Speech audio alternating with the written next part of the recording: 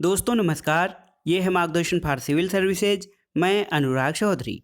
दोस्तों उत्तर प्रदेश माध्यमिक शिक्षा सेवा चयन बोर्ड द्वारा आयोजित टीजीटी पीजीटी परीक्षा नागरिक शास्त्र यानी सिविक्स के लिए हम प्रस्तुत कर रहे हैं चैप्टर वाइज अध्ययन और रिवीजन सामग्री, जिसमें हम टॉपिक वाइज इंपॉर्टेंट प्रश्नों को सॉल्व करेंगे। दोस्तों नागरिक शास्त्र के अध्यायवार प्रैक्टिस सेट का ये पहला भाग है, जिसमें आज की वीडियो में हम राजनीति विज्ञान का अर्थ, परिभाषा और महत्व, राज्य और इसके तत्व तथा राजनीति विज्ञान के अध्ययन के उपागम और व्यवहारवाद से संबंधित महत्वपूर्ण प्रश्नों को सॉल्व करेंगे। इसमें सबसे पहले हम परीक्षाओं में पूछे गए प्रश्नों को रिवाइज करेंगे। इसके बाद आगामी परीक्षाओं के लिए संभावित प्रश्नों को सॉल्व करेंगे। तो आइए शुरू करते हैं आज का वीडियो। टीजीटी पीजीटी नागरिक शास्त्र अध्यायवार प्रैक्टिस सेट का पहला भाग। दोस्तों आज की जो वीडियो है या जो प्रैक्टिस सेट हम सॉल्व करने जा रहे हैं, इसका पहला प्रश्न देखते हैं। दोस्तों राजनैतिक विचारक जिन्होंने पहली बार समकालीन विश्व में राज्य शब्द का प्रयोग किया था वो कौन थे? तो सही उत्तर है दोस्तों, आधुनिक युग में या समकालीन विश्व में राज्य शब्द का प्रयोग सबसे पहले मैकियावेली ने किया था। दोस्तों मैकियावेली इटली के विचारक थे। इनकी प्रमुख पुस्तक है द प्रिंस और इन्होंने समकालीन विश्व में या आधुनिक समय में सबसे पहले राज्य शब्द का प्रयोग किया था। अगला प्रश्न है, किसने कहा है कि राजनैतिक विज्ञान का राज्य के साथ प्रारंभ और अंत होता है? तो आप जानते हैं ये गार्नर की परिभाषा है, जो कहते हैं कि राजनीति विज्ञान का प्रारंभ और अंत राज्य के साथ होता है। अगला प्रश्न है, राजनीति शास्त्र के अध्ययन का आरंभ और अंत राज्य के साथ होता है। ये दोस्तों गार्नर की परिभाषा है। अगला प्रश्न है कि किसे सभी सामाजिक संस्थाओं में सबसे शक्तिशाली माना जाता है? ऑप्शन है आपके राज्य, राष्ट्र, समाज या न्यायतंत्र। तो सही उत्तर है राज्य को। दोस्तों राज्य को सभी सामाजिक संस्थाओं में सबसे शक्तिशाली माना जाता है। अगला प्रश्न है कि राज्य के आवश्यक तत्व कितने हैं? 7, 5, 4 या 3। तो सही उत्तर है राज्य के 4 आवश्यक तत्व हैं: जनसंख्या, भूभाग, सरकार और संप्रभुता। अगला प्रश्न है कि निम्नलिखित में से कौन राज्य का अनिवार्य अंग नहीं है? ऑप्शन देखिए, भूमि, प्रजातंत्र, जनसंख्या, संप्रभुता। तो इसमें से दोस्तों राज्य का अनिवार्य अंग नहीं है, ये है प्रजातंत्र। आप जानते हैं कि जनसंख्या, भूभाग यानी भूमि, सरकार और संप्रभुता राज्य के 4 अनिवार्य अंग हैं और प्रजातंत्र इसमें शामिल नहीं है। अगला प्रश्न है, कौन राज्य का एक आवश्यक अंग नहीं है? सरकार, संप्रभुता, भूभाग और कानून। तो सही उत्तर है दोस्तों कानून राज्य का आवश्यक तत्व नहीं है, जबकि सरकार, संप्रभुता और भूभाग इसके आवश्यक अंगों में शामिल हैं। अगला प्रश्न है, किसी राज्य का सर्वाधिक महत्वपूर्ण तत्व या मूल तत्व कौन सा है? तो सही उत्तर है किसी भी राज्य का सर्वाधिक महत्वपूर्ण तत्व या मूल तत्व है संप्रभुता यानी सॉवरेनिटी, और बिना संप्रभुता के राज्य के अस्तित्व की कल्पना नहीं की जा सकती है। अगला प्रश्न है, मनु के अनुसार निम्नलिखित में से कौन राज्य के अंग नहीं है? देखिए ऑप्शन है आपके राजा, पुरोहित, अमात्य और कोष। तो सही उत्तर है मनु जो है राज्य के सप्तांग सिद्धांत के प्रतिपादक हैं, जिसके अंतर्गत स्वामी, अमात्य, जनपद, दुर्ग, दंड, कोष और मित्र को राज्य के 7 अंगों में या 7 तत्वों में समाहित किया जाता है, जिसमें दोस्तों पुरोहित जो है ये राज्य के अंग नहीं है मनु के अनुसार। तो सही उत्तर आपका हो जाएगा मनु के अनुसार पुरोहित राज्य का अंग नहीं है। अगला प्रश्न है, कौन सा तत्व राज्य की सर्वोच्च शक्ति के रूप में माना जाता है? तो उत्तर है संप्रभुता को राज्य की सर्वोच्च शक्ति के रूप में माना जाता है। अगला प्रश्न है, राज्य का आत्म तत्व किसे माना जाता है? देखिए ऑप्शन है आपके भूभाग, जनसंख्या, सरकार और संप्रभुता। तो उत्तर है ऑप्शन डी, संप्रभुता को राज्य का आत्म तत्व माना जाता है। अगला प्रश्न देखते हैं दोस्तों, बहुत ही महत्वपूर्ण है। निम्नलिखित विचारकों में से कौन भूभाग यानी टेरिटरीज को राज्य का अनिवार्य तत्व नहीं मानता है? यानी भूमि या भूभाग को कौन सा विचारक राज्य का अनिवार्य तत्व नहीं मानता है? तो आप सभी जानते हैं दोस्तों, ये हैं सीले। सीले जो है ये कहते हैं कि बिना भूभाग के भी राज्य का अस्तित्व रह सकता है। तो इसलिए दोस्तों सीले जो हैं वो राज्य का आवश्यक या अनिवार्य तत्व भूभाग को नहीं मानते हैं। अगला प्रश्न है, यह कथन किसका है कि बिना भूभाग के भी राज्य का अस्तित्व रह सकता है? तो उत्तर है सीले का कथन है। अगला प्रश्न है, निम्नलिखित को ग्रीक नगर राज्यों का नागरिक माना जाता है? ऑप्शन है आपके मजिस्ट्रेट, गुलाम, स्वतंत्र व्यक्तियों के स्वामी या राजनैतिक विचारक। तो आपको बताना है कि ग्रीक नगर राज्यों के नागरिक इसमें से किसको माना जाता है? तो उत्तर है ऑप्शन सी, स्वतंत्र व्यक्तियों के स्वामी को ग्रीक नगर राज्यों के नागरिक माना जाता है। दोस्तों इसमें देखिए गुलामों को जो है ग्रीक नगर राज्यों के नागरिक के अंतर्गत शामिल नहीं किया जाता था। अगला प्रश्न है कि शहर राज्य, देखिए शहर राज्य यह शब्द सामान्यतः किससे संबंधित है? ऑप्शन है प्राचीन इजिप्ट, प्राचीन ग्रीस, प्राचीन चीन या फिर इनमें से कोई नहीं। तो सही उत्तर है दोस्तों शहर राज्य या जिसको नगर राज्य या इंग्लिश में सिटी स्टेट कहते हैं, ये सामान्यतः प्राचीन ग्रीस यानी यूनान से संबंधित है। अगला प्रश्न है पोलिस, पोलिस का मतलब क्या है? ऑप्शन है देश, राज्य, शहर राज्य या नगर राज्य और गांव। तो सही उत्तर है दोस्तों प्राचीन यूनान में जो नगर राज्य थे या सिटी स्टेट थे उनको पोलिस कहा जाता था और इसी से दोस्तों पॉलिटिक्स शब्द की उत्पत्ति भी हुई है। तो उत्तर है पोलिस का मतलब शहर राज्य या नगर राज्य है। अगला प्रश्न है, राज्य ही नगर था और चर्च भी, यह वक्तव्य या यह वाक्य किस व्यवस्था का विवरण देता है? तो उत्तर है ये वाक्य दोस्तों यूनानी नगरों का विवरण देता है, जहाँ पे ये माना जाता था कि राज्य ही नगर था और चर्च भी। अगला प्रश्न है दोस्तों, पॉलिटिक्स शब्द की व्युत्पत्ति पोलिस शब्द से हुई है, जो किस भाषा से लिया गया है? तो सही उत्तर है पोलिस शब्द जो है ये प्राचीन यूनानी या ग्रीक भाषा का शब्द है। गलती से आप इसे लैटिन भाषा का मत मानिएगा। तो क्योंकि राजनीति विज्ञान के अनेक शब्दों की उत्पत्ति प्राचीन भाषा लैटिन से हुई है, लेकिन दोस्तों पोलिस शब्द जो है ये यूनानी या ग्रीक शब्द है। आप इसको लैटिन नहीं मानिएगा, नहीं तो गलत हो जाएगा।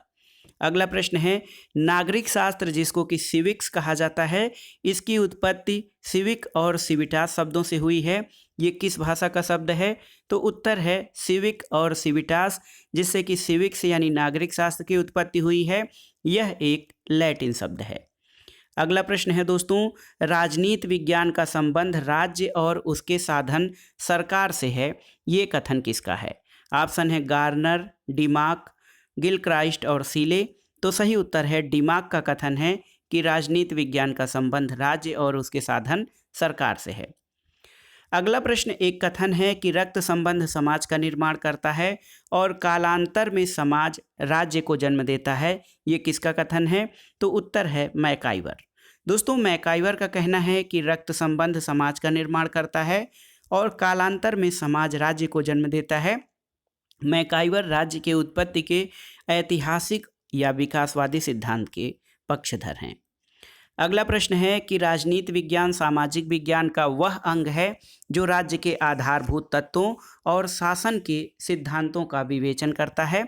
तो सही उत्तर है ये कथन या राजनीति विज्ञान की ये परिभाषा दोस्तों पॉल जेनेट द्वारा दी गई है। अगला प्रश्न है, किस विचारक ने राजनीति विज्ञान को श्रेष्ठतम विज्ञान या मास्टर साइंस की संज्ञा दी है? तो ये है अरस्तु। अरस्तु ने राजनीति विज्ञान को श्रेष्ठतम विज्ञान या मास्टर साइंस की संज्ञा दी है। अगला प्रश्न है, राजनीति विज्ञान को स्वतंत्र विज्ञान का रूप किस विचारक ने दिया? तो आप जानते हैं राजनीति विज्ञान को स्वतंत्र विज्ञान का रूप देने वाले विचारक अरस्तु हैं। अगला प्रश्न है, औचित्यपूर्ण शक्ति क्या होती है?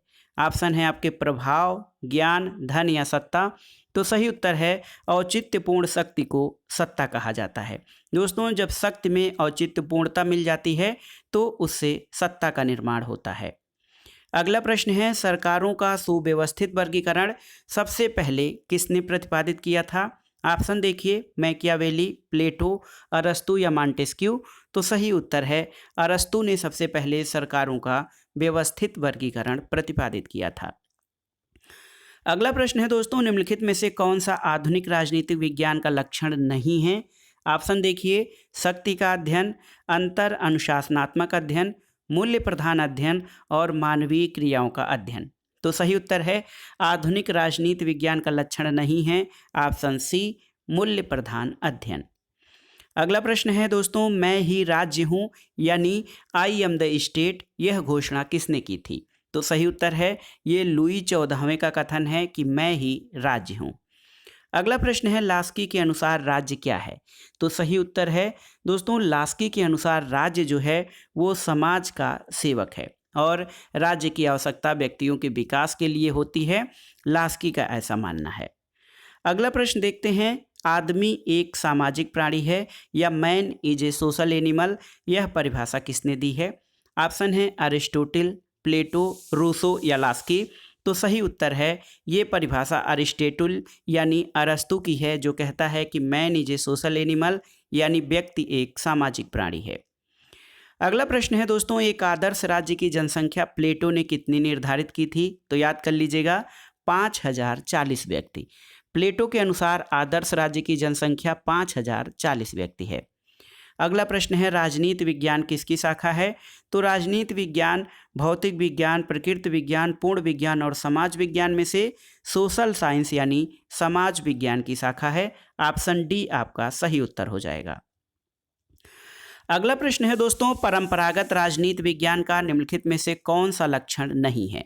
ऑप्शन है अमूर्त स्वरूप, काल्पनिकता, दार्शनिकता पर बल या तथ्यों के अध्ययन पर बल। तो सही उत्तर है परंपरागत राजनीति विज्ञान में तथ्यों के अध्ययन पर बल नहीं दिया जाता था। तो सही उत्तर हो जाएगा परंपरागत राजनीति विज्ञान का लक्षण नहीं है तथ्यों के अध्ययन पर बल।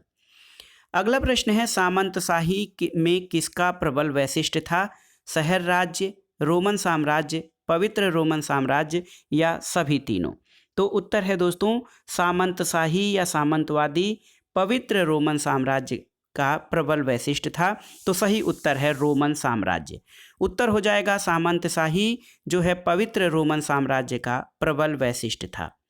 अगला प्रश्न है राजनीति विज्ञान किससे संबंधित है? ऑप्शन देखिए राजनीतिक सत्ता, आर्थिक सत्ता, सामाजिक सत्ता या फिर सांस्कृतिक सत्ता। तो सही उत्तर है राजनीति विज्ञान राजनीतिक सत्ता या पॉलिटिकल अथॉरिटी से संबंधित है।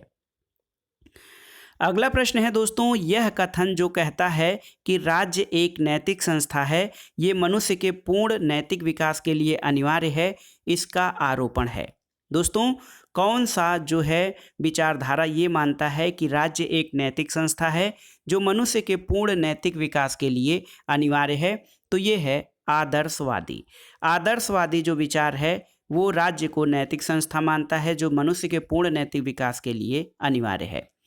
अगला प्रश्न है प्लेटो ने इनमें से किस विचार का समर्थन किया है? ऑप्शन है साम्राज्यवाद, नगर राज्यों के विनाश का, अभिभावक वर्ग द्वारा उत्पादक वर्ग की महिलाओं के शोषण का, पत्नियों और संपत्ति के साम्यवाद का। तो उत्तर है दोस्तों प्लेटो ने पत्नियों और संपत्ति के साम्यवाद यानी संपत्ति और परिवार विषयक साम्यवाद का चित्रण किया है और समर्थन किया है, जो कि उसके आदर्श राज्य के लिए बहुत ही महत्वपूर्ण है। अगला प्रश्न है निम्नलिखित में से किसने कल्याणकारी राज्य की अवधारणा का प्रतिपादन किया? दोस्तों प्रश्न ये है कि कल्याणकारी राज्य की अवधारणा का अग्रदूत किसे माना जाता है? तो उत्तर है T.H. ग्रीन।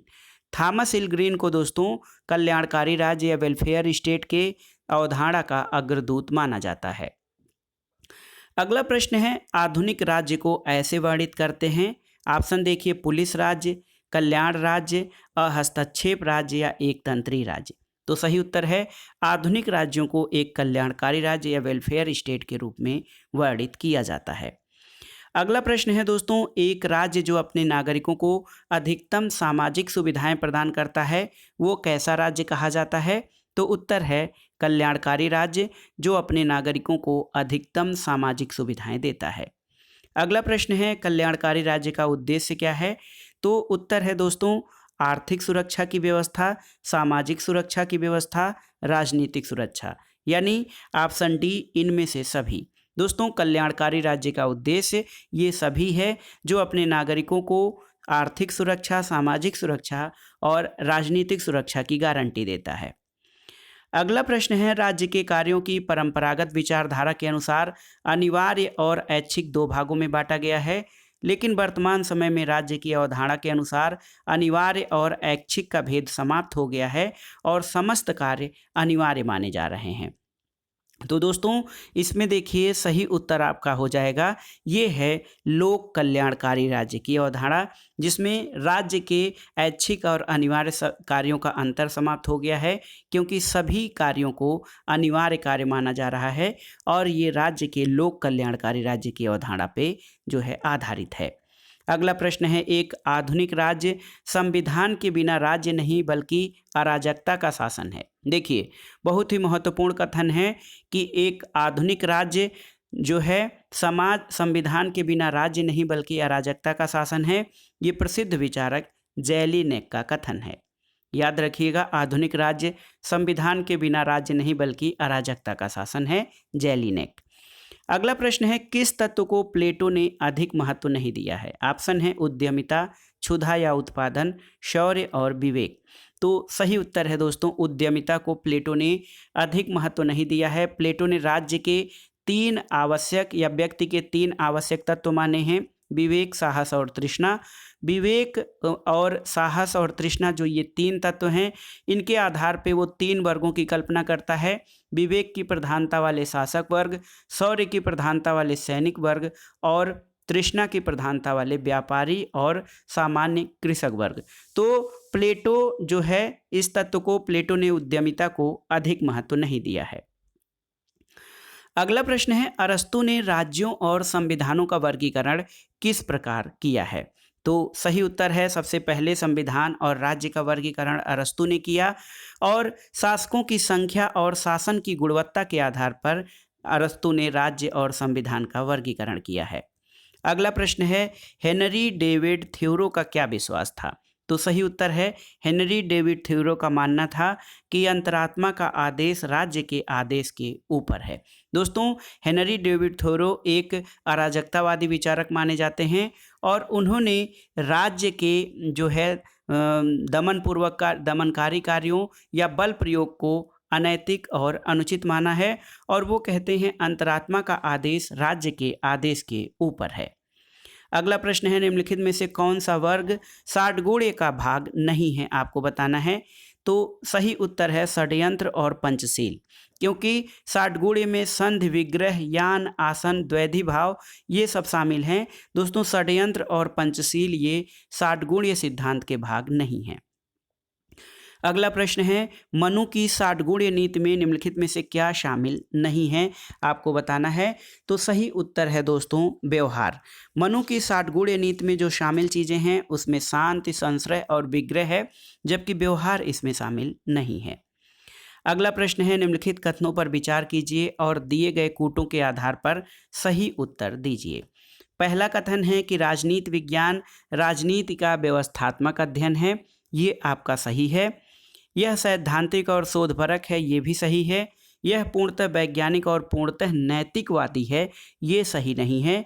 और यदि अच्छा राजनीति विज्ञान होना है तो इसे दर्शनात्मक और वैज्ञानिक होना है, ये आपका सही है। तो सही उत्तर हो जाएगा ऑप्शन सी, 1, 2 और 4 ये कथन सही हैं। अगला प्रश्न है, निम्नलिखित में से कौन सा एक राजनीति विज्ञान के आधुनिक उपागम का अध्ययन क्षेत्र है? ऑप्शन है लोक जीवन, राज्य, सरकार या विधि निर्माण। तो सही उत्तर है लोक जीवन। दोस्तों लोक जीवन जो है ये आधुनिक राजनीति विज्ञान के उपागम का अध्ययन क्षेत्र है, क्योंकि राज्य, सरकार और विधि निर्माण का अध्ययन का क्षेत्र अब परंपरागत अध्ययन के अंतर्गत आ गया है। अगला प्रश्न है, सूची 1 का सुमेलन सूची 2 से करना है और दिए गए कूट के आधार पर सही उत्तर का चयन करना है। देखिए दर्शन शास्त्र ये मन से संबंधित है, राजनीति विज्ञान शक्ति से, अर्थशास्त्र का संबंध व्यापार या वाणिज्य से है और समाजशास्त्र का संबंध स्तर विन्यास या स्तरीकरण से है। तो सही उत्तर आपका हो जाएगा ऑप्शन बी, 4, 3, 2, 1। अगला प्रश्न है दोस्तों, प्लेटो को राज्य के आदर्शवादी सिद्धांत का जनक कहा जाता है, क्यों? तो ऑप्शन है उसने नगर राज्य के आदर्शों को बताया था, ये सही नहीं है। उसका सिद्धांत मनुष्य की प्रकृति क्या है पर आधारित न होकर क्या होनी चाहिए पर आधारित है, ये भी सही नहीं है। वास्तविकता और मूल्य के बीच दोहरी व्यवस्था को स्वीकार किया है, गलत है। और उसने अपने सिद्धांत को अच्छाई के विचार पर आधारित किया है, तो ये सही है। दोस्तों, प्लेटो को राज्य के आदर्शवादी सिद्धांत का जनक इसलिए कहा जाता है क्योंकि उसने अपने सिद्धांत को अच्छाई के या भलाई के विचार पर आधारित किया है। अगला प्रश्न है, राज्यों का वर्गीकरण सर्वप्रथम किसने किया था? तो सही उत्तर है, राज्यों का वर्गीकरण सबसे पहले अरस्तु ने किया था, यानी अरस्तु ने राज्य और सरकारों का वर्गीकरण सबसे पहले किया था। अगला प्रश्न है दोस्तों, मानवीय संबंधों के उस किसी भी अस्थायी रूप को राजनीति व्यवस्था कहेंगे जिसमें महत्वपूर्ण अंगों में शक्ति, शासन अथवा सत्ता अंतर्ग्रस्त हो, ये परिभाषा किसकी है? ऑप्शन है आपके गार्नर, सीले, रॉबर्ट डहेल या गैटिल। तो सही उत्तर है, ये परिभाषा रॉबर्ट डहेल की है। अगला प्रश्न है दोस्तों, प्लेटो के आदर्श राज्य की विशेषता कौन सी नहीं है? दार्शनिकों का शासन, ये आदर्श राज्य की विशेषता है। अभिभावक वर्ग के लिए संपत्ति और परिवार का साम्यवाद, ये भी है। नर नारी के समान अधिकार, ये भी सही है। और पुरुष प्रधान परिवार, ये प्लेटो के आदर्श राज्य की विशेषता नहीं है। अगला प्रश्न है, राज्य साधन है, साध्य नहीं, यह सिद्धांत किस विचारधारा का है? उदारवाद, व्यक्तिवाद, फांसीवाद या वैज्ञानिक समाजवाद? तो सही उत्तर है, राज्य साधन है, साध्य नहीं, ये सिद्धांत उदारवाद का विचार है। अगला प्रश्न है दोस्तों, राज्य के स्वरूप के बारे में कौन सही है? दोस्तों, राज्य के स्वरूप के बारे में माना जाता है कि राज्य साध्य और साधन दोनों है। अगला प्रश्न है, राजनीति शास्त्र का पिता या राजनीति विज्ञान का जनक किसे कहा जाता है? तो आप जानते हैं, अरस्तु को राजनीति विज्ञान का जनक कहा जाता है क्योंकि अरस्तु ने ही सबसे पहले राजनीति को नैतिकता से अलग किया था, या इसे नीति शास्त्र से अलग करके इसे एक स्वतंत्र विज्ञान के रूप में स्थापित करने का कार्य किया था।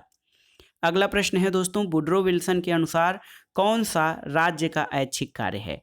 ऑप्शन है कानून व्यवस्था बनाए रखना, श्रम कानून बनाना, दीवानी मामलों को निपटाना और मनुष्य के द्वारा किए गए समझौतों का पालन करना। तो सही उत्तर है श्रम कानून बनाना। दोस्तों, श्रम कानून बनाना राज्य का ऐच्छिक कार्य है। अगला प्रश्न है, सर्वाधिकारवाद में व्यक्ति की अपेक्षा निम्नलिखित में से किसे अधिक महत्व दिया जाता है? तो सही उत्तर है, सर्वाधिकारवाद में व्यक्ति की अपेक्षा राज्य को अधिक महत्व दिया जाता है।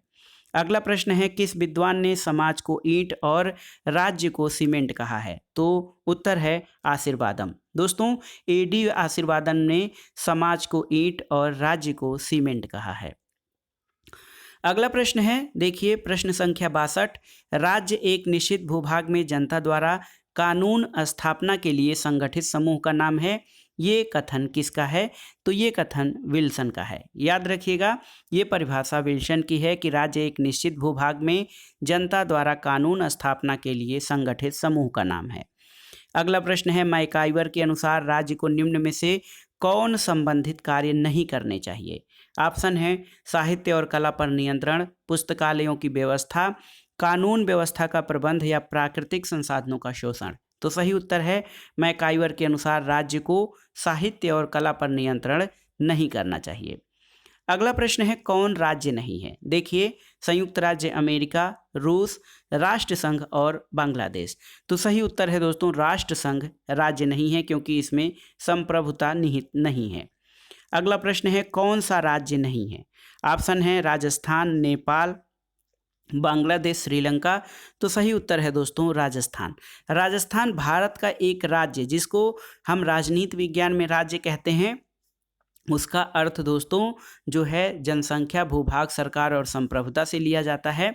लेकिन राजस्थान जो है भारत का एक स्टेट यानी प्रोविंस है और ये राज्य नहीं है। अगला प्रश्न है, सभी कुछ राज्य में निहित है, राज्य के बाहर कुछ भी नहीं है और राज्य ही सर्वोपरि है, ये विशेषता किस विचारधारा में दिखाई देती है? तो उत्तर है सर्वाधिकारवाद में। सर्वाधिकारवाद में राज्य को सर्वोच्च माना जाता है और ये कहा जाता है कि सभी कुछ राज्य में निहित है, राज्य के बाहर कुछ भी नहीं है। अगला प्रश्न है, निम्नलिखित में से किसने राज्य के कार्य के संबंध में बाधाओं को बाधित करना उक्ति का प्रयोग किया है? तो सही उत्तर है ये ग्रीन का जो है कथन है कि राज्य जो है बाधाओं को बाधित करने का कार्य करता है और यही विचार एक प्रकार से देखा जाए तो कल्याणकारी राज्य के प्रवर्तक के रूप में ग्रीन को साबित करता है। अगला प्रश्न है, यूनानी नगर राज्य का आधुनिक नाम क्या है? तो दोस्तों यूनानी नगर राज्य का आधुनिक नाम स्टेट यानी राज्य है। किसने राज्य को एक संप्रभु भू क्षेत्रीय समूह कहा है? बहुत ही महत्वपूर्ण प्रश्न है दोस्तों। किसने राज्य को एक संप्रभु भू क्षेत्रीय समूह कहा है? तो ये है लासबेल। लासबेल ने राज्य को एक संप्रभु भू क्षेत्रीय समूह की संज्ञा दी है। अगला प्रश्न देखते हैं, निम्नलिखित में से किस विचारक ने अपने चिंतन में राज्य और समाज में विभेद नहीं किया है? ऑप्शन है कांट, टी.एच. ग्रीन, हीगल और जॉन लॉक। तो सही उत्तर है हीगल। हीगल राज्य और समाज में कोई भेद नहीं करता है। अगला प्रश्न है, कौन समाज और राज्य में भेद करता है? ऑप्शन है पैरेटो, मैकाइवर, ब्राइस और चार्ल्स मेरियम। तो सही उत्तर है दोस्तों मैकाइवर। मैकाइवर समाज और राज्य में भेद करता है।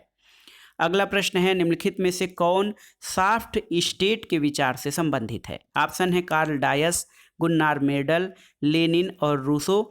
तो सही उत्तर है दोस्तों मृदु राज्य या सॉफ्ट स्टेट शब्दावली गुन्नार मेडल से संबंधित है और इन्होंने गुन्नार मेडल ने भारत के लिए सॉफ्ट स्टेट या नरम राज्य का प्रयोग किया था। गुन्नार मेडल की महत्वपूर्ण कृति एशियन ड्रामा है।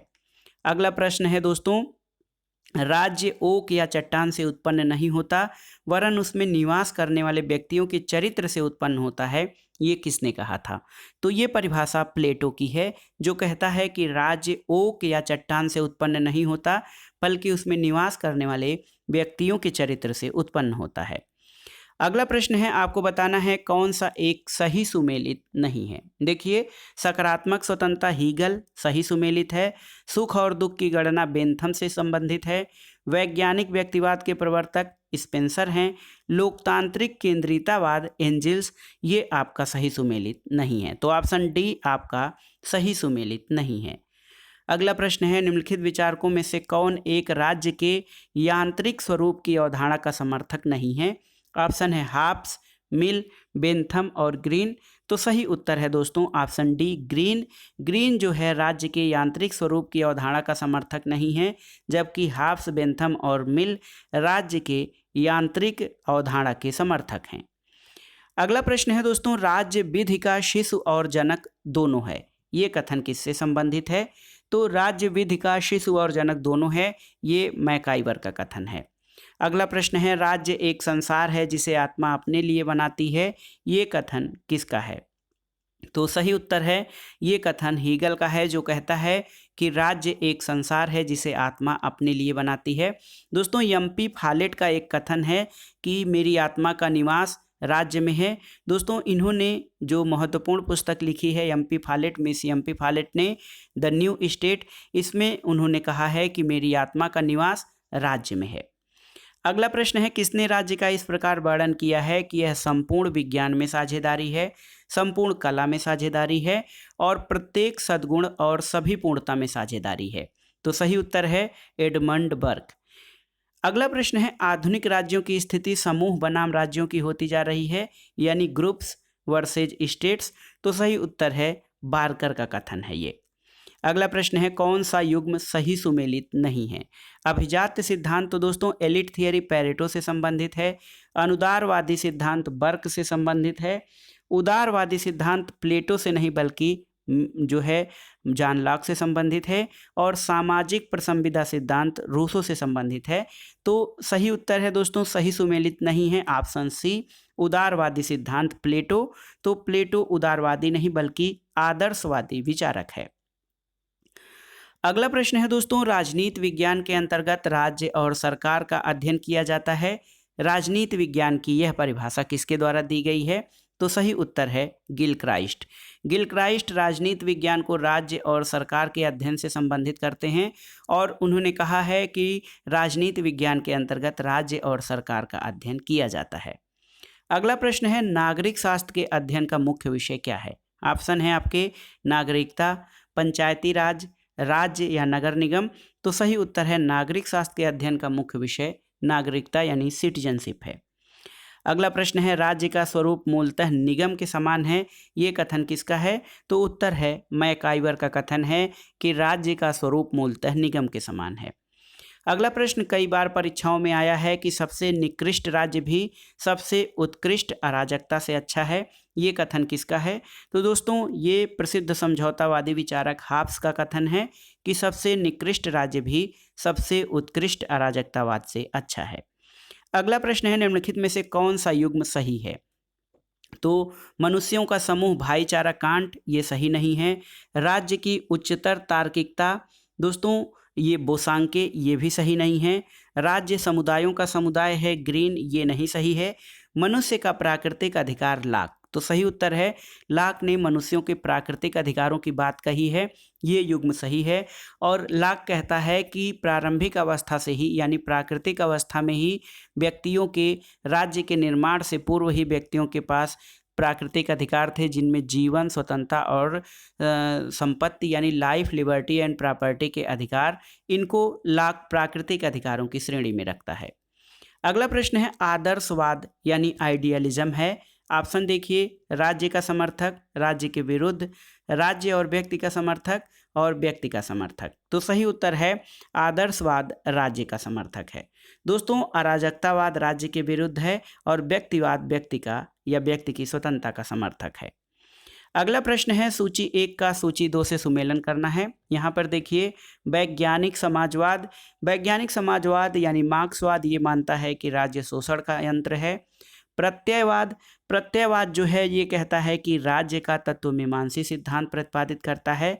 अराजकतावाद या एनार्किज्म का मानना है कि राज्य अनावश्यक और अवांछनीय दोनों है। अधिनायकवाद में एक व्यक्ति अथवा दल में असीमित शक्ति की मान्यता है। अगला प्रश्न है निम्नलिखित में से कौन सा समुच्चय राजनीति विज्ञान के क्षेत्र को परिभाषित करता है? तो राजनीति विज्ञान के क्षेत्र को परिभाषित करता है राज्य, मूल्य, सरकार, निर्णय निर्माण और राजनीतिक दल। अगला प्रश्न है स्थानीय कानून को बनाने और लागू करने की स्वतंत्रता, अधिकारों को प्रदान करने की क्षमता और दायित्वों के निर्वहन की अंतर्राष्ट्रीय विधि के अंतर्गत होना क्या कहलाता है? तो सही उत्तर है राज्य कहलाता है।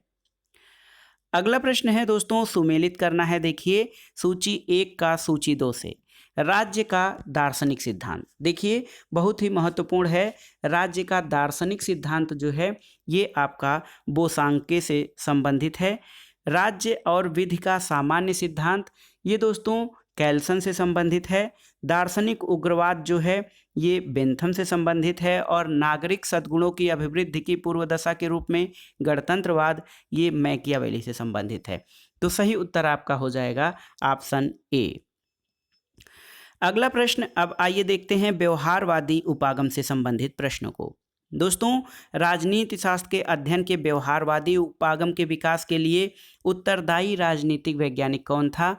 ऑप्शन है कार्ल पापर, लॉर्ड ब्राइस, डेविड ईस्टन या फिर एमिल बोरेल। तो सही उत्तर है डेविड ईस्टन व्यवहारवादी उपागम के विकास के लिए उत्तरदायी राजनीति विचारक हैं। अगला प्रश्न है व्यवहारवादी आंदोलन के बौद्धिक जनक कौन हैं? दोस्तों व्यवहारवादी उपागम से डेविड ईस्टन का नाम जुड़ा हुआ है, लेकिन इसके बौद्धिक जनक चार्ल्स ई मेरियम को माना जाता है। तो याद रखिएगा व्यवहारवादी आंदोलन के बौद्धिक जनक चार्ल्स ई मेरियम हैं। अगला प्रश्न है शिकागो स्कूल जिसने व्यवहारवादी आंदोलन के लिए महत्वपूर्ण भूमिका अदा की थी, इसकी स्थापना किसने की थी? तो उत्तर है चार्ल्स मेरियम ने। अगला प्रश्न है दोस्तों व्यवहार परक राजनीति विज्ञान का जनक किसे माना जाता है? तो सही उत्तर है चार्ल्स मेरियम को व्यवहार परक राजनीति विज्ञान का जनक माना जाता है, लेकिन व्यवहारवादी राजनीति विज्ञान के विकास में प्रमुख योगदान डेविड ईस्टन का है। दोस्तों अगला प्रश्न है निम्नलिखित में से क्या मानव संबंध आंदोलन से स्वाभाविक रूप से विकसित हुआ है? तो सही उत्तर है मानव संबंध आंदोलन से स्वाभाविक रूप से व्यवहारवादी उपागम विकसित हुआ है। अगला प्रश्न है निवेश, निर्गम और पुनर्निवेश शब्दों का प्रयोग किसकी व्याख्या में किया जाता है? तो उत्तर है राजनैतिक व्यवस्था की व्याख्या यानी पॉलिटिकल सिस्टम की व्याख्या में जो है निवेश, निर्गम और पुनर्निवेश शब्दों का प्रयोग किया जाता है। अगला प्रश्न है निम्नलिखित में से किसने राजनीति विज्ञान के व्यवहारवादी विकास के अध्ययन में विकास में योगदान दिया है?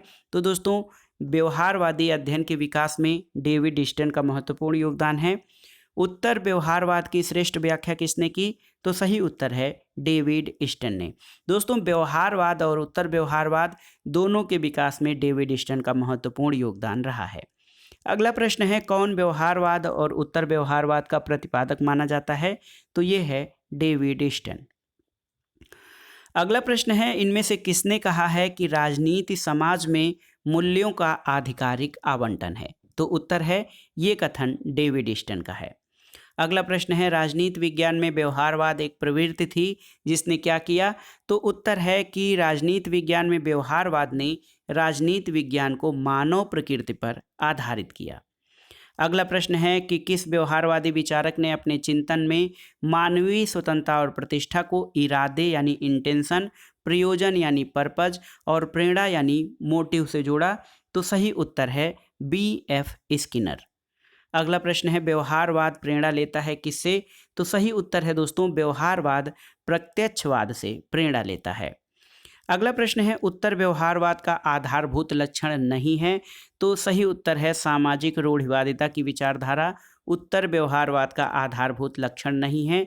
दोस्तों, उत्तर व्यवहारवाद में प्रविधि से पूर्व सार, सामाजिक परिवर्तन पर बल और कर्मनिष्ठ विज्ञान यानी कार्य को प्रमुखता दी जाती है। अगला प्रश्न है, आधुनिक राजनीति विज्ञान में प्रक्रिया यानी प्रोसेस की संकल्पना किसने दी है? उत्तर है आर्थर बेंटले। याद रखिएगा, आधुनिक राजनीति विज्ञान में प्रक्रिया की संकल्पना आर्थर बेंटले द्वारा प्रस्तुत की गई थी। एक प्रश्न आपके लिए है, आर्थर बेंटले द्वारा लिखित पुस्तक कौन सी है? आपको इसका उत्तर कमेंट बॉक्स में बताना है। अगला प्रश्न है दोस्तों, यूनेस्को ने राजनीति विज्ञान का क्षेत्र कब निर्धारित किया? तो याद कर लीजिए, वर्ष 1948 में। और कौन सी विचारधारा ये समर्थन करती है कि तथ्य अनिवार्यतः तकनीक से पूर्व हैं? तो ये विचारधारा है व्यवहारवाद। व्यवहारवाद में माना जाता है कि तथ्य अनिवार्यतः तकनीक से पूर्व हैं। अगला प्रश्न है कि मूल्य तटस्थता निम्न में से किसकी विशेषता है? तो सही उत्तर है मूल्य तटस्थता व्यवहारवादियों की विशेषता है।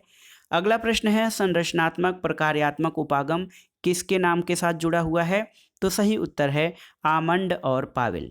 दोस्तों, आमंड और पावेल संरचनात्मक प्रकार्यात्मक उपागम के महत्वपूर्ण सिद्धांत वेत्ता हैं। अगला प्रश्न, सूची 1 का सूची दे से सुमेलन करना है। देखिए, शास्त्रीय उपागम ये हेनरी फेयोल इससे संबंधित हैं। वैज्ञानिक प्रबंध उपागम फ्रेडरिक विंसलो टेलर यानी F.W. टेलर। मानवीय संबंध उपागम दोस्तों एल्टन मेयो से संबंधित है।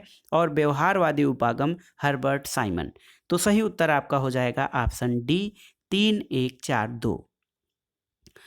अब आइए देखते हैं दोस्तों उन महत्वपूर्ण प्रश्नों को जो आगामी परीक्षाओं के लिए संभावित हैं। देखिए, प्रश्न है कि द्वितीय महायुद्ध के पश्चात व्यवहारवादी विचारधारा को विकसित करने का श्रेय किसे है?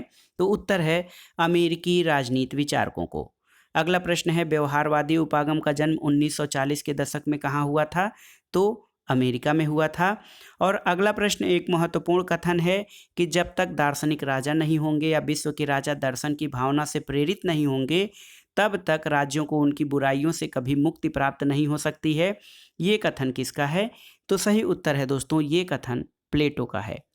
अगला प्रश्न है, उत्तर व्यवहारवाद वास्तव में एक क्रांति है, इसका श्रेय किसे जाता है? तो सही उत्तर है उत्तर व्यवहारवाद वास्तव में एक क्रांति है, इसका श्रेय डेविड ईस्टन को जाता है। तो याद रखिए ऑप्शन डी डेविड ईस्टन को जाता है। और क्योंकि उत्तर व्यवहारवाद को एक क्रांति बनाने का श्रेय डेविड ईस्टन को जाता है। अगला प्रश्न है, उत्तर व्यवहारवाद की एक प्रमुख विशेषता क्या है? तो सही उत्तर है कि यह प्रतिक्रिया नहीं बल्कि क्रांति है। अगला प्रश्न देखते हैं, कार्ल पापर की रचना ओपन सोसाइटी एंड इट्स इनमीज में किसकी मीमांसा की गई है? तो दोस्तों, ओपन सोसाइटी एंड इट्स इनमीज जो कार्ल पापर की रचना है उसमें उसने प्लेटो, हीगल और मार्क्स को ओपन सोसाइटी यानी खुले समाज के दुश्मन की संज्ञा दी है। अगला प्रश्न है, अरस्तु की यह घोषणा करने में कि मनुष्य स्वभाव से एक राजनीतिक प्राणी है, उसका क्या आशय नहीं था? तो उत्तर है दोस्तों, उसका आशय नहीं था कि राज्य और सिविल समाज के बीच भेद है। बल्कि मनुष्य स्वभाव से एक राजनीतिक प्राणी है। उसका मतलब ये था कि मनुष्य केवल राजनीतिक समुदाय में अच्छा जीवन जी सकता है।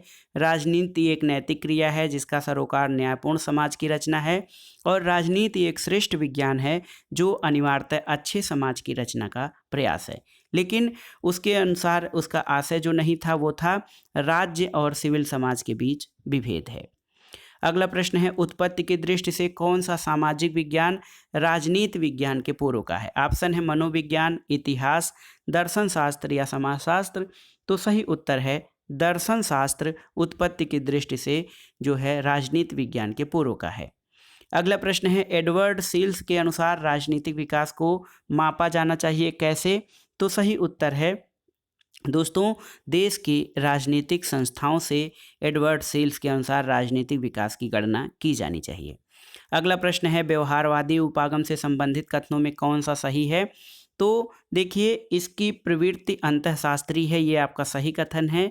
ये अधिक विवरणात्मक और कम अनुभविक है, ये सही नहीं है। यह मूल्य निरपेक्ष है, ये सही है। और यह गुणात्मक निर्णय पर बल देता है, ये सही नहीं है। तो सही उत्तर आपका हो जाएगा ऑप्शन 1 और 3, यानी ऑप्शन बी आपका सही उत्तर हो जाएगा। अगला प्रश्न है दोस्तों, एक कथन है कि रिपब्लिक आप जानते हैं प्लेटो की महत्वपूर्ण कृति है।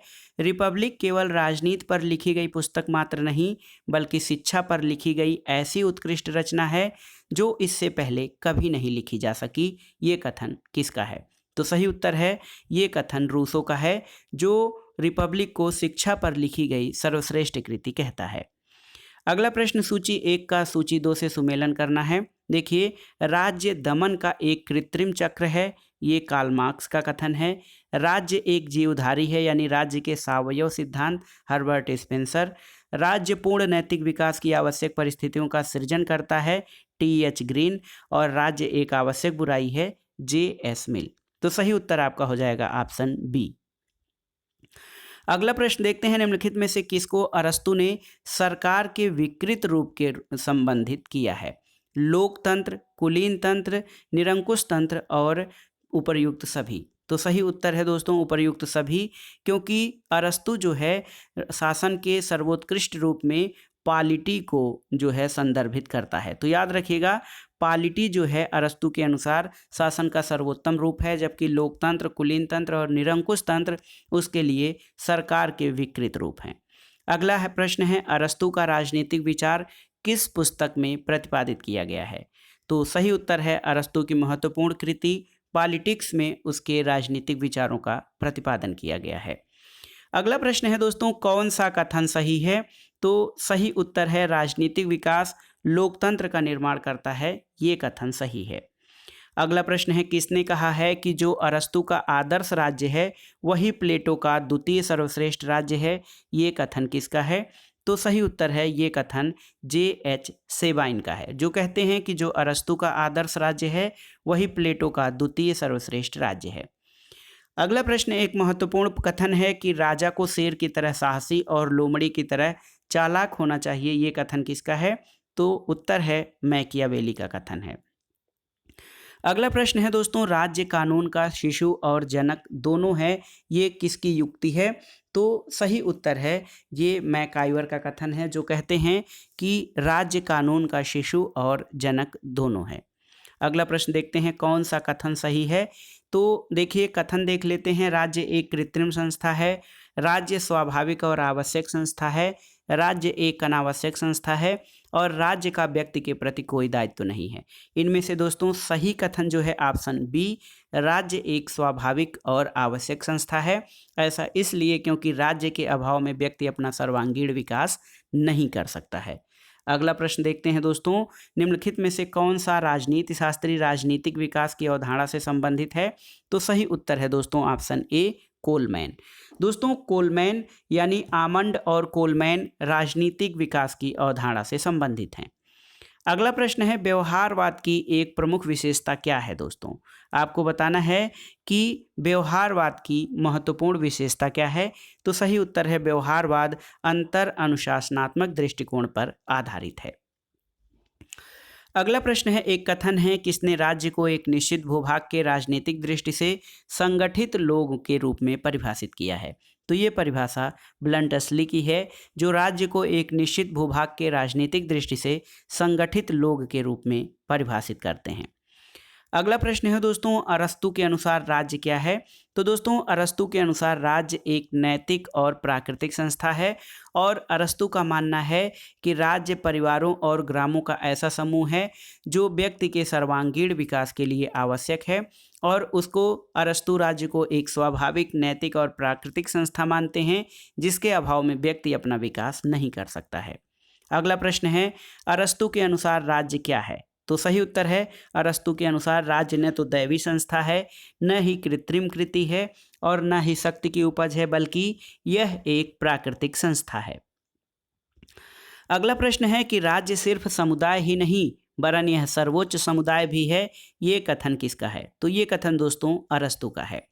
अगला प्रश्न है, अरस्तू के अनुसार कौन सा यथार्थवादी और व्यवहारिक राज्य है? तो सही उत्तर है राजतंत्र, जिसको वो पॉलिटी कहता है। तो दोस्तों अरस्तू के अनुसार जो दोस्तों यथार्थवादी और व्यवहारिक राज्य है वो पॉलिटी या राजतंत्र है और लोकतंत्र, कुलीन तंत्र और अभिजात तंत्र दोस्तों अरस्तू के अनुसार विकृत शासन पढ़ा लिया है।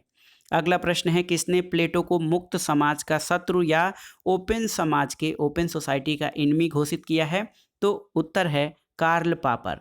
दोस्तों कार्ल पापर ने प्लेटो, हीगल और मार्क्स को अपनी पुस्तक ओपन सोसाइटी एंड इट्स इनमीज में मुक्त समाज के दुश्मन कहा है। अगला प्रश्न है, सूची 1 का सूची 2 से सुमेलन कराइए। मैकियावेली कहता है कि व्यक्ति को छल कपट करने के लिए लोमड़ी और भेड़ियों को डराने के लिए शेर होना चाहिए। मिल का कथन है कि अपने ऊपर, अपने मस्तिष्क और शरीर पर व्यक्ति संप्रभु होता है। ग्रीन का महत्वपूर्ण कथन है कि इच्छा न कि शक्ति राज्य का आधार है और बेंथम कहता है कि पुष्पिन उतना ही अच्छा है जितना कि कविता। तो इस आधार पर दोस्तों सही ऑप्शन हो जाएगा आपका ऑप्शन ए। अगला प्रश्न देखते हैं, कौन राज्य को गुणों की साझेदारी मानता है? तो ये बहुत ही महत्वपूर्ण कथन है, गुणों की साझेदारी मानता है प्लेटो। दोस्तों प्लेटो राज्य को गुणों की साझेदारी मानता है। अगला प्रश्न है, प्लेटो के राजनीतिक चिंतन में कौन सा दर्शन निहित है? देखिए किसके बीज निहित हैं? उपयोगितावाद का, समाजवाद का, फांसीवाद का या उपर्युक्त सभी का? तो दोस्तों प्लेटो के राजनीतिक चिंतन में उपर्युक्त सभी यानी उपयोगितावाद, समाजवाद और फांसीवाद के बीज निहित हैं। अगला प्रश्न है, नीचे दिए गए चिंतकों में से किन लोगों ने राज्य को शक्ति के रूप में परिभाषित किया है? ऑप्शन देखिए, मैकियावेली, ग्रीन, नीत्शे और कैटलिन। तो सही उत्तर है मैकियावेली, नीत्शे और कैटलिन, यानी 1, 3, 4। ऑप्शन डी आपका सही है। मैकियावेली, नीत्शे और कैटलिन ने राज्य को शक्ति के रूप में परिभाषित किया है। अगला प्रश्न है, राजनीतिक कृतज्ञता या पॉलिटिकल ऑब्लिगेशन के सिद्धांत का प्रतिपादन किसने किया है? तो सही उत्तर है टी.एच. ग्रीन। दोस्तों टी.एच. ग्रीन एक महत्वपूर्ण आदर्शवादी विचारक हैं जिनको कि कल्याणकारी राज्य का अग्रदूत माना जाता है और इन्होंने पॉलिटिकल ऑब्लिगेशन सिद्धांत का प्रतिपादन किया था। अगला प्रश्न है, कौन सी एक पुस्तक मैकियावेली के विचार को पूर्ण स्पष्ट करती है? ऑप्शन है Art of War, the Discourses on Livy, the Prince या सभी। तो सही उत्तर है ऑप्शन डी सभी। दोस्तों मैकियावेली के विचार को पूर्ण स्पष्ट करने में Art of War, the Discourses on Livy और द प्रिंस ये सभी महत्वपूर्ण हैं। अगला प्रश्न है, सुमेलित करना है। देखिए लॉक के अनुसार दोस्तों राज्य लोगों की जो है इच्छा पर आधारित है। दोस्तों लॉक जो कहता है वो कहता है कि राज्य लोगों की इच्छा पर आधारित है। प्लेटो के अनुसार दोस्तों राज्य मानव विवेक का साकार रूप है। अरस्तु के अनुसार राज्य नैतिकीकरण की एक इकाई है और डुगवी के अनुसार राज्य विधि के सृजन के लिए एक इकाई है। तो सही उत्तर ऑप्शन सी आपका सही उत्तर हो जाएगा। अगला प्रश्न है, व्यक्ति का समस्त महत्व उसकी संपूर्ण आध्यात्मिक यथार्थता जो कुछ उसे उपलब्ध है इसलिए है कि वह राज्य का सदस्य है, ये कथन किसका है? तो दोस्तों ये कथन हीगल का है जो कहता है व्यक्ति का समस्त महत्व उसकी संपूर्ण आध्यात्मिक यथार्थता और जो कुछ उसे उपलब्ध है क्योंकि वह राज्य का सदस्य है। हीगल एक आदर्शवादी विचारक है और वह राज्य को सर्वोच्च स्थान या सर्वोच्च महत्व देता है, इसलिए वो मानता है कि व्यक्ति का समस्त महत्व राज्य के कारण है। अगला प्रश्न है मैकियावेली के अनुसार व्यक्ति कैसे होते हैं? तो सही उत्तर है मैकियावेली के अनुसार व्यक्ति प्राकृतिक रूप से स्वार्थी, दुष्चरित्र और अवसरवादी होते हैं। अगला प्रश्न है दोस्तों, निम्नलिखित में से कौन एक अरस्तू के विचार ने मैकियावेली को प्रभावित किया है? ऑप्शन देखिए दोस्तों, नैतिकता और राजनीति का पृथक्करण, मनुष्य जो है राज्य मनुष्य का उच्च संगठन है, ऐतिहासिक विधि और सभी। तो सही उत्तर है मैकियावेली अरस्तू के इन सभी विचारों से प्रभावित है। अगला प्रश्न है दोस्तों, उत्तर व्यवहारवाद की सर्वोत्तम व्याख्या की जा सकती है किस रूप में? तो सही उत्तर है संरचनात्मक प्रकारवादी दृष्टिकोण के रूप में या अग्रदूत के रूप में उत्तर व्यवहारवाद की सर्वोत्तम व्याख्या की जा सकती है। अगला प्रश्न है दोस्तों, किसका ये विश्वास था कि व्यक्ति अपने पिता की मृत्यु को भूल सकता है लेकिन उसके संपत्ति की हानि को नहीं भूल सकता है? तो ये कथन मैकियावेली का है। अगला प्रश्न है, राज्य की सर्वोच्चता का समर्थन किसने किया था? ऑप्शन देखिए, रूसो, मैकियावेली, मार्क्स और महात्मा गांधी। तो सही उत्तर है राज्य की सर्वोच्चता का समर्थन मैकियावेली ने किया। दोस्तों मैकियावेली की जो रचनाएं हैं, युद्ध की कला, द प्रिंस या डिस्कोर्सेज ऑन लेवी, दोस्तों इसमें वह किस प्रकार से राज्य को शक्तिशाली और जो है सुरक्षित बनाया जा सके, इन पर विचार करता है। तो एक प्रकार से देखा जाए तो मैकियावेली का राज्य सिद्धांत जो है वो राज्य के या राजनीति के सिद्धांत न होकर शासन कला के सिद्धांत हो जाते हैं।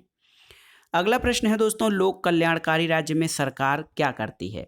तो सही उत्तर है लोक कल्याणकारी राज्य में सरकार जो है गरीबी, वृद्धावस्था, बेरोजगारी में लोगों की सहायता करती है और लोक कल्याणकारी राज्य के ये सकारात्मक कार्य ही लोगों के जीवन के विकास, जीवन और उसके उत्थान में सहायक होते हैं। अगला प्रश्न है मैकियावेली के अनुसार, देखिए दोस्तों मैकियावेली के अनुसार राज्य उच्च संघ है जिसमें जनता को राज्य के प्रति पूर्ण समर्पण कर देना चाहिए, सही है। राज्य एक कृत्रिम निर्माण है, ये भी सही है। और राज्य विभिन्न संघों में से एक संघ है, ये सही नहीं है। तो सही उत्तर ऑप्शन डी हो जाएगा। मैकियावेली के अनुसार ऑप्शन ए और बी दोनों सही हैं। अब आइए दोस्तों सुमेलित करना है। देखिए राज्य एक संपूर्ण समुदाय है, राज्य एक संपूर्ण समुदाय है, ये अरस्तू का कथन है और व्यक्ति उसका अंग है। राज्य मानव अवयव का प्रतिरूप है, ये ब्लंटसली का कथन है। राज्य शक्ति, तो ट्रीटस्के जो है राज्य के शक्ति सिद्धांत के प्रतिपादक हैं और राज्य का मूल्य वही है जो इसमें रहने वाले व्यक्तियों का मूल्य है। तो ये J.S. मिल का जो है विचार है। तो सही उत्तर आपका हो जाएगा ऑप्शन सी। अगला प्रश्न देखते हैं, राज्य पृथ्वी पर ईश्वर का पदक्रम है, राज्य पृथ्वी पर ईश्वर का अवतरण है और राज्य पृथ्वी पर ईश्वर की शोभा यात्रा है, ये कथन हीगल का है। हीगल जो है दोस्तों आदर्शवादी विचारक है और वह राज्य को सर्वोच्च संस्था मानता है और सब कुछ राज्य के अधीन कर देना चाहता है। इसीलिए वो कहता है कि राज्य पृथ्वी पर ईश्वर का पदक्रम है। अगला प्रश्न है दोस्तों, प्रथम राजनीति वैज्ञानिक के नाम से कौन जाने जाते हैं, आपको बताना है। तो सही उत्तर है अरस्तू को प्रथम राजनीति वैज्ञानिक या फर्स्ट पॉलिटिकल साइंटिस्ट के रूप में जाना जाता है। अगला प्रश्न सुमेलित करना है आपको, राज्य व्यक्ति का बृहद रूप है, ये प्लेटो का कहना है क्योंकि राज्य में वही तत्व पाए जाते हैं जो व्यक्ति के अंदर पाए जाते हैं। व्यक्ति को राज्य की उपेक्षा करने का अधिकार है, दोस्तों व्यक्ति को राज्य की उपेक्षा करने का अधिकार है, ये स्पेंसर का कथन है। और राज्य वह संसार है जिसे आत्मा ने स्वयं अपने लिए बनाया है, ये हीगल का कथन है। और जो राज्य का सदस्य नहीं है या सदस्य होने के लिए योग्य नहीं है वह या तो देवता है या पशु, ये अरस्तू का विचार है। तो सही उत्तर हो जाएगा आपका ऑप्शन ए। ये जो कथन है दोस्तों बहुत ही महत्वपूर्ण है, आप इनको जरूर तैयार कर लीजिएगा। अगला प्रश्न है, अरस्तू की उपेक्षा करने वाला पहला आधुनिक विचारक कौन है? तो सही उत्तर है अरस्तू की उपेक्षा या अरस्तू के विचारों की उपेक्षा करने वाला पहला विचारक हाब्स है। अगला प्रश्न है, किसने कहा है कि राज्य का स्वरूप मूलतः एक निगम है? तो ये है दोस्तों मैकाइवर। ये मैकाइवर का कथन है जो कहते हैं राज्य का स्वरूप मूलतः एक निगम है। अगला प्रश्न है दोस्तों, अरस्तू ने राज्य के विकास का वर्णन करने के लिए जिस पद्धति का प्रयोग किया था उसको क्या है, उसका क्या नाम है? ऑप्शन देखिए तुलनात्मक पद्धति, निगमनात्मक पद्धति, मनोवैज्ञानिक पद्धति या सोद्देश्यपरक पद्धति। दोस्तों सही उत्तर है ऑप्शन डी, सोद्देश्यपरक पद्धति। अरस्तु ने राज्य के विकास का वर्णन करने के लिए सोद्देश्यपरक पद्धति या इसी को टेलियोलॉजिकल मेथड कहा जाता है, इस पद्धति का प्रयोग किया था। अगला प्रश्न है, राजनीति शास्त्र की परिभाषा किसने राज्य के विज्ञान के रूप में की थी? ऑप्शन है गार्नर, लास्की, गिलक्राइस्ट या गैटेल। तो सही उत्तर है ऑप्शन डी, गैटेल। दोस्तों गैटेल राजनीति शास्त्र की परिभाषा राज्य के विज्ञान के रूप में करते हैं। तो दोस्तों ये था आज का वीडियो। इसमें आपने देखा अध्यायवार अध्ययन सामग्री जो आपके तैयारी के साथ साथ परीक्षाओं के या टीजीटी पीजीटी परीक्षा के रिवीजन के लिए बहुत उपयोगी है। इसमें हमने आज की वीडियो में राजनीति विज्ञान के अर्थ, परिभाषा, महत्व, राज्य और इसके तत्व, इसके अलावा राजनीति विज्ञान के अध्ययन के उपागम और व्यवहारवाद से संबंधित महत्वपूर्ण प्रश्नों को कवर किया। आगे के चैप्टर में हम इसी तरह से अन्य टॉपिक को लेकर चलेंगे और उसके संबंध में परीक्षाओं में आए हुए सभी प्रश्न और आगे संभावित प्रश्नों को कवर करेंगे जो आपके लिए बहुत ही उपयोगी होगा। तो इस श्रृंखला से जुड़े रहिए और हमें कमेंट बॉक्स में ज़रूर बताइएगा कि ये श्रृंखला या ये जो रिवीजन हम करवा रहे हैं, प्रैक्टिस सेट सॉल्व कर रहे हैं, ये आपके लिए कितना उपयोगी हो रहा है। वीडियो आपको कैसा लगा हमें कमेंट बॉक्स में ज़रूर बताइएगा। वीडियो को लाइक करें, शेयर करें और इस चैनल मार्गदर्शन फॉर सिविल सर्विसेज को सब्सक्राइब करें। वीडियो देखने के लिए धन्यवाद दोस्तों। नमस्कार।